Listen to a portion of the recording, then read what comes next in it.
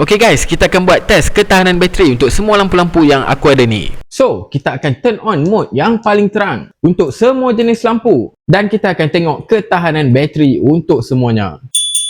Alright, kita dah pun set jam kat sini dan kita akan monitor setiap 30 minit dan kita akan tengok mana lampu yang akan mati dulu dan kita akan keluarkan daripada senarai. Setelah 1 jam 13 minit, lampu smiling shark ni nampaknya dah terlalu malap. 1 jam 30 minit terpadam completely, ini pun terpadam completely. 1 jam 35 minit masih lagi menyala tapi dah pun terlalu malap. Setelah 1 jam 40 minit, yang ni pula terpadam. 1 jam 50 minit, lampu ni masih lagi menyala tapi kekuatan dia dah tak kuat. Selepas 2 jam, masih lagi menyala tapi dah terlalu malap. Ni pun masih lagi menyala tapi dah terlalu malap juga. Setelah 2 jam setengah, Terlalu malap. 3 jam setengah, Masih menyala tapi terlalu malap. setelah hampir 6 jam, lampu dengan 8 LED ni pun dah hampir nazak. Cuma 6 lampu LED yang masih lagi menyala, 2 ni dah pun terpadam. 6 jam setengah, lampu dengan 7 LED ni dah quite malap. 6 jam 40 minit, dah 10 jam dah guys. Korang tengok ni, masih lagi boleh buat suluh.